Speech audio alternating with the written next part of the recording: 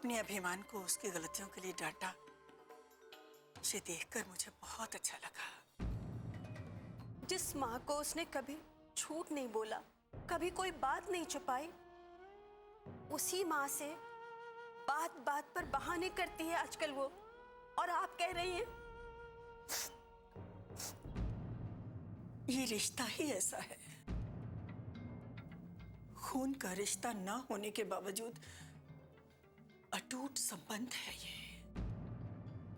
हंसते हंसते उन्होंने मेरी बेटी को मुझे दान कर दिया।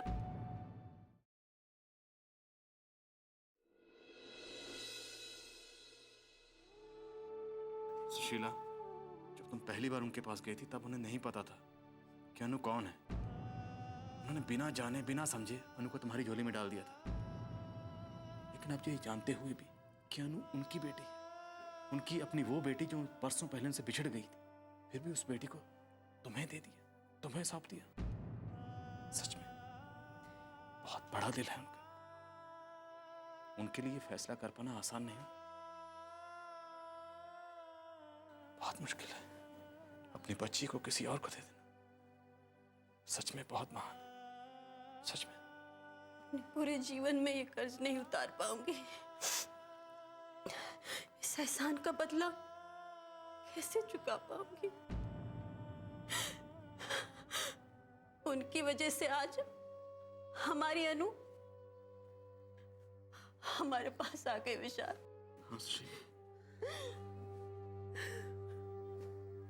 भगवान का लाख लाख शुक्र है, इतने दिनों से तुम्हारे दिलो दिमाग में जो उलझन चल रही थी वो खत्म हो गई। अब हमारी अनु को हमसे कोई अलग नहीं कर पाए, कोई भी। सिर्फ हमारी अनु। अनु सिर्फ हमारी बेटी है। सब खाना बन गया फूलवती? जी ठाकुराइन। जल्दी से मेज पर लगा दे, वक्त हो गया, ठाकुर साहब भी आते ही होंगे। नमस्कार ठाकुराइन जी। नमस्कार। ठाकुर साहब कहाँ हैं? है ना, मैं अभी बुलवा देती हूँ। फूलवती, ठाकुर साहब को बुला कर ला। जी। आप खड़े क्यों हैं? आइए बैठिए। नहीं ठाकुराइन जी, बैठने का समय बिल्कुल नहीं है। आप उन्हें जल्दी से बुला दीजिए, मुझे उनसे बहुत जरूरी बात करनी है। क्या बात है? कोई परेशानी वाली बात तो नहीं है? जी हाँ, परेशानी वाली बात तो है ही। पर हुआ क्या? क्या हुआ वकील साहब? आप इधर का रास्ता कैसे भूल गए आज? एक बहुत बड़ी मुसीबत ने आपकी हवेली का रास्ता दिखा दिया ठाकुर साहब। ऐसी क्या बात हो गई वकील साहब? पता नहीं आपको याद होगा कि नहीं, आज से करीब 10 साल पहले आपने गांव के 2 मजदूरों की पिटाई कर दी थी, और उसमें से एक ने अस्पताल में दम तोड़ दिया था। हाँ, हो सकता है दम तोड़ दिया होगा, लेकिन अब उसका क्या? उस समय तो आपने अपनी ताकत के बल पर गवाहों को खरीद लिया था और आप बरी हो गए थे।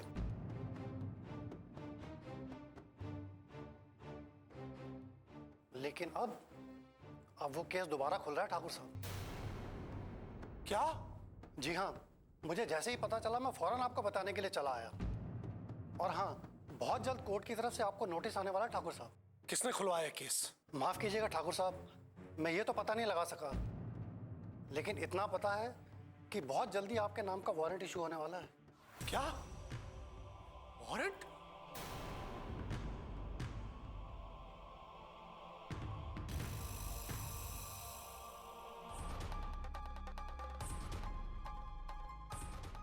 ठाकुर साहब, क्या हुआ ठाकुर साहब? चक्कर सा आ रहा है जैसे। नारायण, डॉक्टर को जल्दी से फोन करके बुला। हाँ माँ, डॉक्टर को फोन करने की क्या जरूरत है ठाकुराइन? नहीं ठाकुर साहब, आपको देखकर ही लग रहा है कि आपकी तबीयत ठीक नहीं है। नहीं बेटा, रहने दे। जब से आई कितने कमजोर लग रहा है। तू बुला डॉक्टर को। मेरे लिए कोई आदेश ठाकुर साहब? आप अभी जाइए वकील साहब, जब कोर्ट का नोटिस आएगा और वारंट इशू होगा तब देखेंगे। जाइए आप। ठीक है ठाकुर साहब, नमस्कार। हाँ नमस्कार। ठाकुराइन, हम अपने कमरे में जा रहे हैं, थोड़ा आराम करेंगे। जी नारायण, अंदर ले चलो बाबूजी को, आराम से।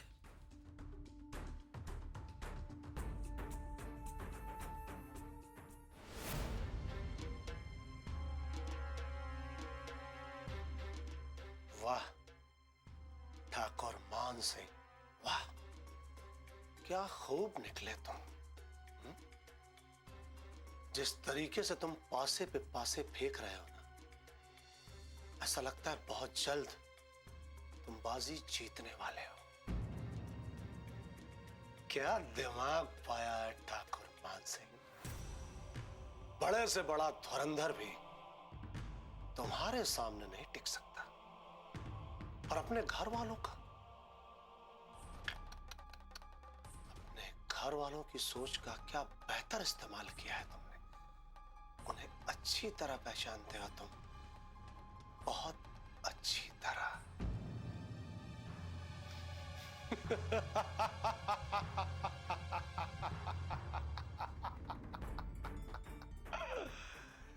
वीरेन बाबू, तुम्हारे सहारे ये बाजी खेल रहे थे। तुम तो रास्ते में ही धोखा दे के निकल लिए हैं? अनु के प्यार के चक्कर में ना। अब देखो हम तुम्हारी अनु का क्या हाल करते हैं, तुम्हारी प्यारी अनु का। पहले तुम्हारे सहारे हम उसे इस घर में लाना चाहते थे, तुम्हारे सहारे। लेकिन अब हमें तुम्हारी जरूरत नहीं है। अपनी मंजिल तक पहुंचने का रास्ता हम खुद तय करेंगे और इस घर वालों को भी दिखा देंगे कि ठाकुर मान सिंह अपने दुश्मन को कैसे मात देता है। हमारी योजना को कामयाब होने से अब कोई नहीं रोक सकता, कोई नहीं। तीर होगा एक और निशाने पे होंगे दो लोग। वार होगा अनु पे और घायल होगी लक्ष्मी। घाव लगेगा बेटी को और दर्द से कराहेगी मां। क्या नजारा होगा ठाकुर मान सिंह, जब तुम अपने दुश्मनों को अपनी आंखों से बर्बाद होते देखोगे। अब वक्त आ गया है इस खेल के अगले पायदान का।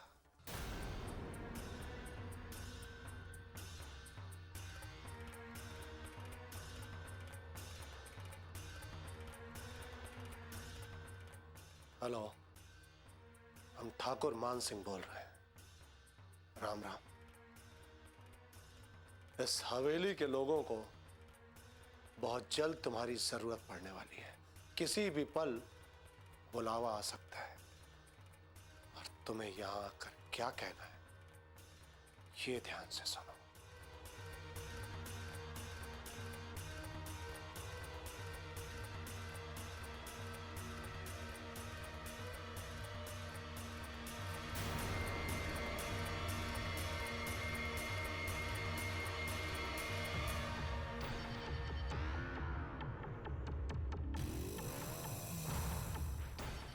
बिन बिटिया आंगन सोना।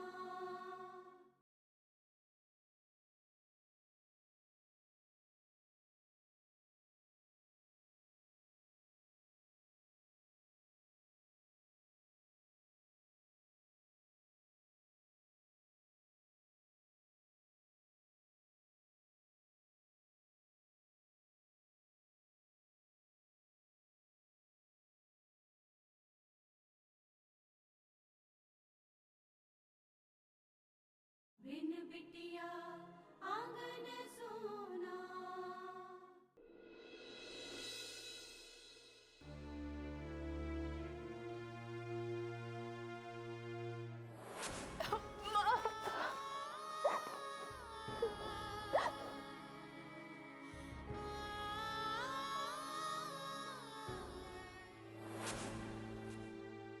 ये तेरी छोटी सी फ्रॉक, ये देख, हाँ, इसे देख।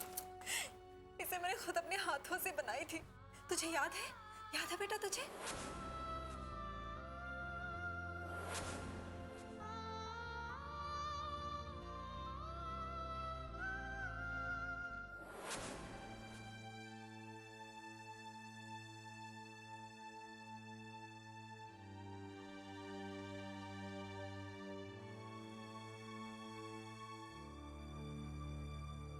मैंने सोचा नहीं था कि मेरी जिंदगी में भी कभी ये पल आ पाएगा। मैं एक बार फिर अपनी माँ के पास होंगी, उनकी गोद में सर रख पाऊंगी, उनके गले लग पाऊंगी।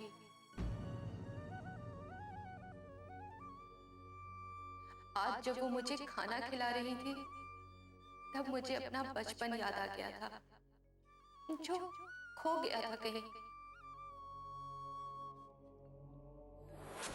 देखो, मैंने अपनी गुड़िया को सजाया है। कैसे लग रही है? अरे वाह, बहुत सुंदर लग रही है तुम्हारी गुड़िया। बिल्कुल मेरी प्यारी राजकुमारी अनन्या की तरह। बीते वक्त के इस घने जंगल में आज जब फिर से माँ का वही स्पर्श मिला, तो लगा ये फिर कहीं खो ना जाए। लेकिन वो स्पर्श हमेशा के लिए मेरे नसीब में नहीं है। शायद मुझे अपनी जिम्मेदारियां निभानी है। माँ सही कह रही थी, अपनी खुशियों के लिए हमें किसी और को दुख नहीं देना चाहिए।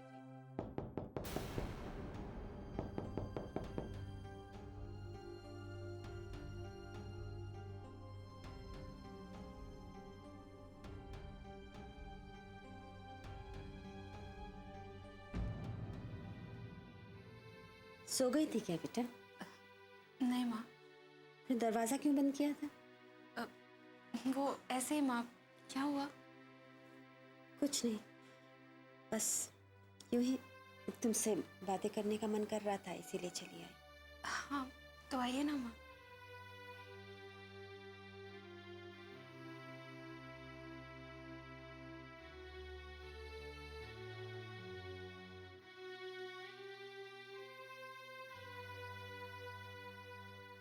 क्या हुआ? चुप क्यों हो? उदास लग रही हो।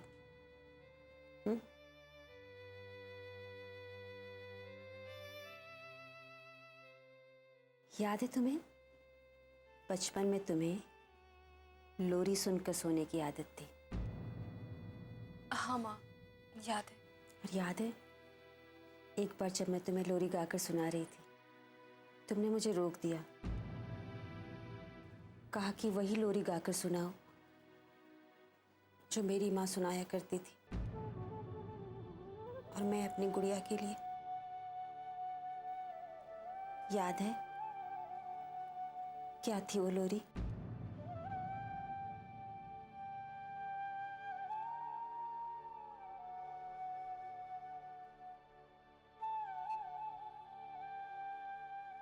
निंदिया रानी तुझे सुलाएगी।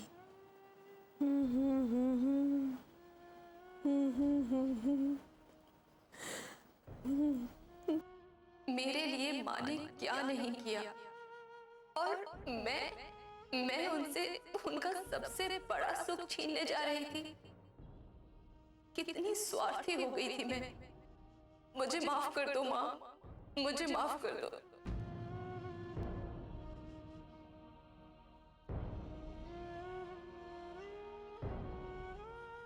बिन बिटिया आंगन सोना।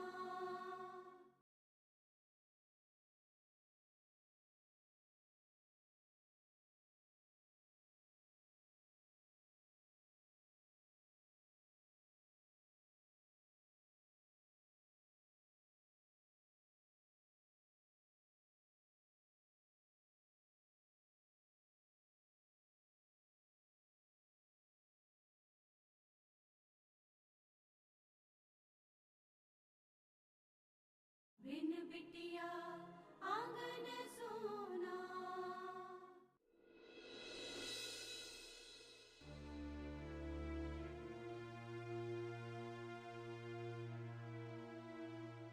कि आप अनु पर अपना कोई हक नहीं जताएंगे? क्यों कर रही हैं आप ऐसा? क्यों घोल रही हैं उसके दिल में अपनी ममता का मीठा जहर? मैं माँ हूँ उसकी सुशीला जी, भला मैं उसके साथ ऐसा क्यों करूंगी? मैं सब समझ गई। मैंने अनु को आपको नहीं लौटाया, तो उस पर आप अपना प्यार लौटाकर उसे मुझसे छीन लेना चाहती हैं। उसे अपने मुंह में बांध लेना चाहती हैं आप? जिस माँ को उसने कभी झूठ नहीं बोला, कभी कोई बात नहीं छुपाई, उसी माँ से बात बात पर बहाने करती है आजकल वो, और आप कह रही हैं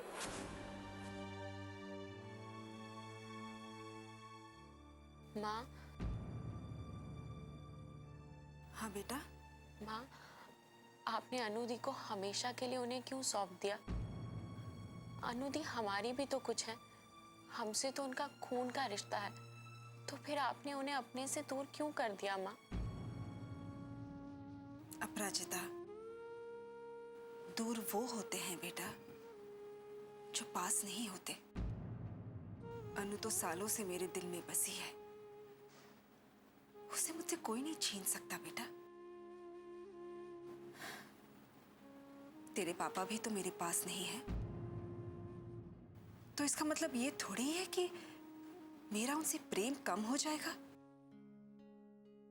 प्रेम किसी आकार या किसी चेहरे से नहीं बेटा,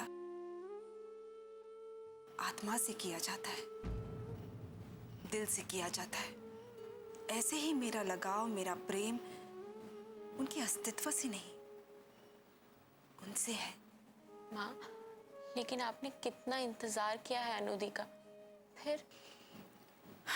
समझ लो अपराजिता कि उसके लिए मेरा इंतजार कभी खत्म हुआ ही नहीं। माँ, हमारी कैसी किस्मत है ना, जो हमारे हैं वही हमसे दूर है।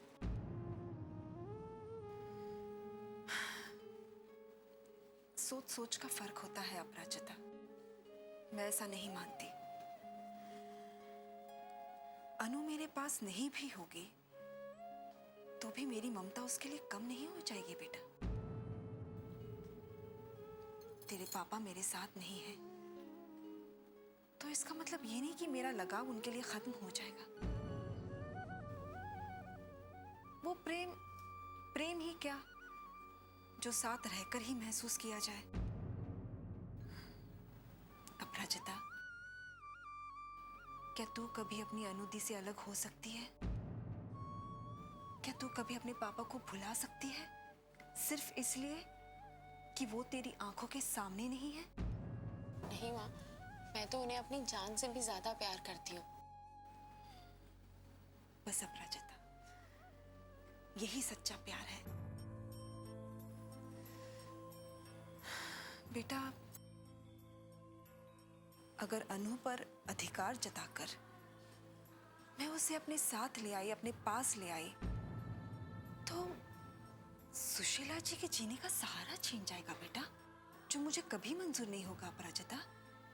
बेटा, अगर तेरे पापा पर हक जताकर मैं उन्हें अपने साथ रहने को कहूं, तो कावेरी, उसका तो घर ही उजड़ जाएगा ना बेटा, जो मैं कभी नहीं होने दे सकती। बेटा, जो अधिकार हमारे सुख चैन छीन ले, ऐसे अधिकारों से तो अच्छा है कि हम ऐसे ही जी ले बेटा। आप सही कह रही हैं माँ, किसी को दुख देकर सुख हासिल करने में खुशी नहीं है। अपराजिता, मैं जानती हूँ कि तू अपनी अनुदी और अपने पापा को कितना मिस करती हो, लेकिन बेटा, जो सच्चाई है उसे हमें स्वीकार करना ही होगा ना। जी माँ।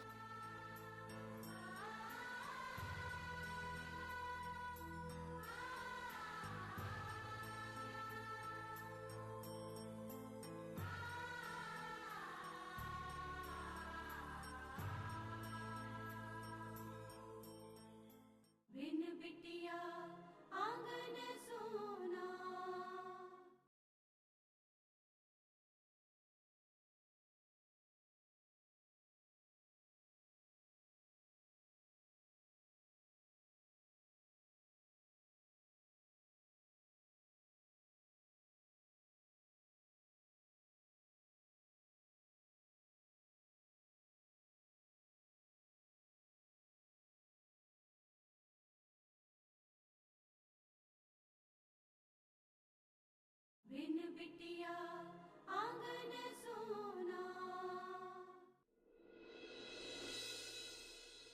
कितना बढ़िया लग रहा है, ऐसा लग रहा है जैसे राम राज्य वापस आ गया है। ये गांव में जो हमेशा चोरी डकैती होती रहती थी वो भी नहीं है, कोई टेंशन नहीं। अरे अपने पास काम करने को कुछ है ही नहीं। हे भगवान, मैं प्रार्थना करता हूँ तुमसे हमेशा ऐसे ही रखो ना। क्या बात, वाह, मजा आ रहा। नमस्ते मैडम जी। क्या बात है श्री राम, बहुत खुश नजर आ रहे हो। बस ऐसे ही। हाँ, कभी कभी मेरे दिल में ख्याल आता है सब जगह ऐसे ही शांति रहे तो कितना अच्छा हो। ये फिल्मी डायलॉग मारना बंद करो श्री राम और कुछ काम करो। यही तो मैडम जी, यही सच्चाई है। क्या काम करे, कुछ काम करने के लिए है ही नहीं। चोरी डकैती लूटपाट कुछ हो ही नहीं रहा है। गांव में सब तरफ शांति छाई हुई है। और तो और मान सिंह जी भी चुप होकर के बैठ गए हैं। जब से ये केस हार गए हैं ना, तब से ऐसा लगता है कि उन्होंने अपने आप को हवेली में खूब कैद कर लिया है। क्या पता श्री राम, ये तूफान के आने की पहले की शांति हो। नहीं मैडम, एक बार पहले भी ऐसा हुआ था। हमारे बाबूजी ने हमें बताया था। अरे भाई, जिन्होंने हमारा नाम श्री राम चौबे रखा था बड़े प्यार से, उन्होंने कहा था कि ठाकुर मान सिंह की जो बहू रानी है ना, लक्ष्मी जी ने भी उनका एक बार ऐसे ही बुरा हाल किया था।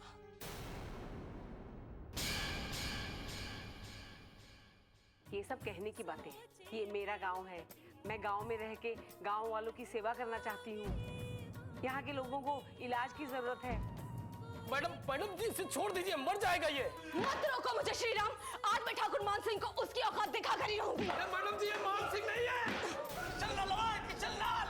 लोग इस बात को समझ ही नहीं रहे हैं कि समाज, ये संसार स्त्री पुरुष दोनों से मिलकर बना है। पता नहीं माँ, लोग कब इस बात को समझेंगे। आए दिन घर में कोई ना कोई बुरी घटना घटती रहती है। घर में जो घटनाएं घट रही हैं, उन्हीं को देखते हुए लगता है कि गृह दशा ही ठीक नहीं है।